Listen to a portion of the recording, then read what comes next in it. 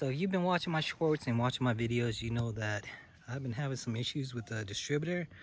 I'm contemplating whether or not to buy a new car and just let this sit, because for whatever reason it's slowly becoming like some sort of weird project car. Like, it was never like this. I guess age has just started like going out by itself.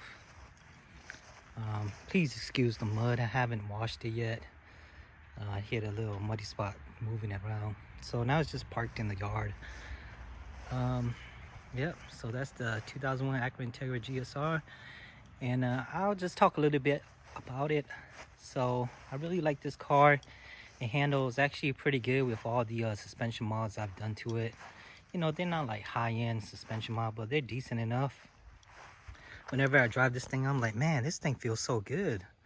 Like, and yes, it's only a 1.8 4-cylinder making 170 horsepower stock. But when I drive it, I'm like, man, this thing feels quick. The quickest 0 to 60 I ever got out of it was 6.1 second, and that's off the OBD link timer. I think it actually uses GPS, so you know, I guess you could say it's GPS verified, because when I check the GPS speed with the car's speedometer, it's never the same. So I'm assuming it's doing it off GPS. So, you know, pretty quick for a 1.8 4-cylinder VTEC. I've worked on this car a lot, specifically this year, just trying to replace worn out parts and stuff. I'm not really actually hooking this car up anymore. I'm just trying to keep it maintained so I can drive it. And I actually want to keep driving it because now I'm getting around 33 to 38 miles a gallon, which is really good. And I spend about 70 miles a day between going to work and going to the gym, because I have to keep going to the gym. It's just something that I need to do. So I do want to keep driving this car, you know, for gas mileage purposes. So if you've been watching the channel, you know I've been having distributor problems. So the last distributor I put in here was a OEM Honda Acura distributor from another Integra GSR that we own. And you know, after a week, I guess the distributor crapped out. I don't know if the valve train is messing it up, but it crapped out. And then it started misfiring a lot. I started getting a blinking check engine light. That's when you know that there's like really bad misfires. So, and then when I put my hand on the distributor, you can feel like this hard ticking. So I believe the distributor is gone out. So I'm going to order the DigiDizzy. Hopefully that solved the issues, because I don't want to have to keep buying distributor like every year or every 6 months or something like that, because they don't make OEM distributors anymore. And I'm kind of iffy about getting a used distributor, because you know, I guess technically the last distributor I put in here is a used distributor and it still went out. So I don't know.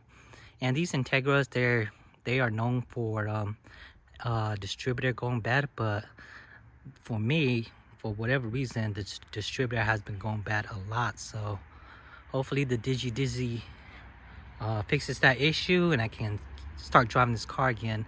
Like, I really like driving this car. It's really fun. You know, like a lot of people say, you can have a lot of fun with it without going too fast, and it feels fast. Like, whenever I drive this car, I'm like, wow, this car feels really good, feels really smooth. Like, you know, the engine feels really nice. And when I'm on the interstate, I'm like, wow, it really rides really nice. I'm really comfortable. But then when I get into this car, I'm like, wow, this car is way superior to the Integra. I'm like, this thing rides really smooth on the interstate, of course. The stock suspension, it is a little bit, I guess you could say, hard.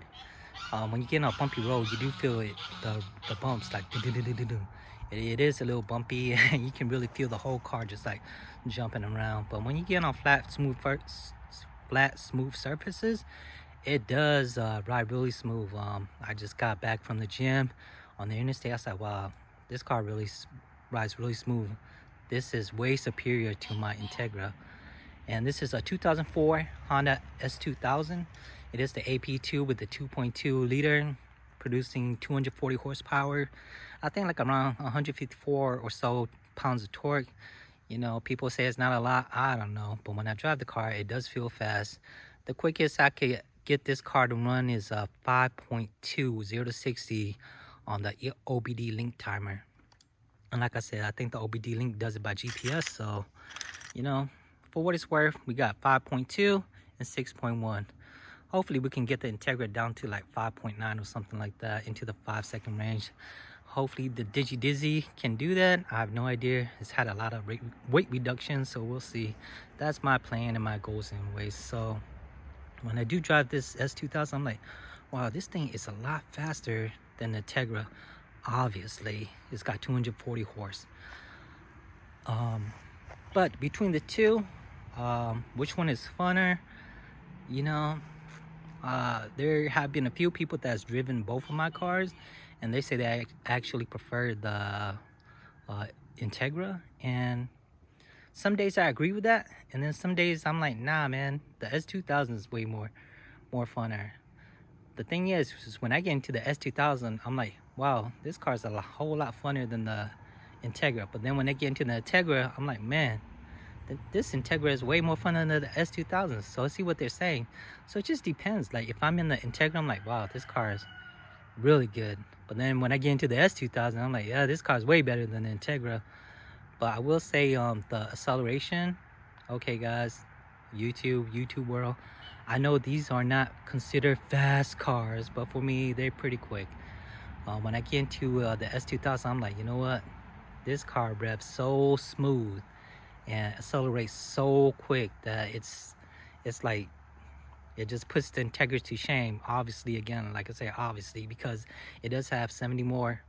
It has, yep, 70 more stock horsepower than the Integra. But yeah, so, you know, just wanted to talk a little bit about these two cars and what's going on with them. This one, the S2000's got about 70,000 miles on it, so relatively low mileage for the year. The Integra's got 208,000 miles on it, relatively low for its year. You know, 25-year-old with 208,000 miles, that's less than 10,000 miles a year averaged out. But yeah, so, you know, just wanted to talk about the two cars and my thoughts on it. I will say, when I sit in the Integra, since it's got those recalls in it, it's really low, and it feels like I'm just sitting on the ground. And when I get out of the Integra and into the S2000, I feel like I'm sitting so high in the S2000, but actually you are really low too. And so, yeah, I would say the Recaros hold you in a lot better. The S2000 seats, they, you know, I kind of slide around a little bit. I don't know if they actually hold you well. For me, I feel like, it feels like a regular, you know, factory seat. You know, I wouldn't say it's any race bucket seats, but yeah, the Recaro, you definitely feel the difference when you sit in the Recaro versus like stock regular seat. But these are my two cars, and so, you know, I've been questioning if I should buy another car, a daily driver, and if I should get like you know, maybe like a Civic EX, not a top of the line model, or just something to go to work and back that gets good gas mileage. And I've been wondering to myself, like, you know, will I regret if I don't get, like, say for example, you know, instead of getting a Civic Si, I get a Civic EX. Will I regret getting an SI?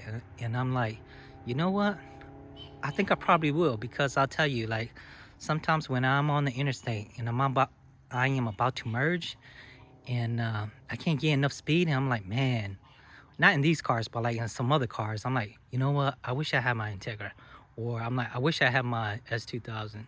So like if I was trying to merge and I was in a Civic EX, I'd be mad, because I was like, you know what, if I had an SI, I could get on real quick, because sometimes you can't merge because there's so much traffic, so you have to like beat that car to get in front of it, or else you're gonna run yourself off the arm ramps. So that's why, like, I'd like a little more power, or, you know, just those random instances where you have some car that just want to like race you, not race you, but like they just, you know, they just want to have a little fun. And like, you're like, well, you can't do anything because you, like, I can't do anything because I just got this little lower powered model, you know. Because if I do buy something like that, I do want to make it a little nice, right? And then, you know, obviously if there are other tuners out there, they'll be like, you know what, I'm gonna try to have a little fun with this car here. And then, you know, I'd hate to get, you know, have to like, you know, I hate to have that feeling when you lose a little fun like that. It's the worst, because you're like, oh man, if I had my other car, So I think I will regret not buying like a top of the line model. So I don't know, tell me what you guys think. Should I get another car, or should I just fix this Integra up again? Because I've only been driving it for like a month and now it's down again. Like I said, slowly becoming a project car. So should I just keep fixing this up, and hopefully the Dizzy, which, you know, with all the parts and stuff, it's gonna run me about $1,000, or should I just get like another car that doesn't need any work on it and I could drive for like a year or two without having to worry about working on it? Let me know in the comments. Obviously now I'm driving the S2000. I don't want to drive it too much just because I'm trying to save the paint on it. But yeah, let me know in the comments, guys. Thank you for watching. Please subscribe.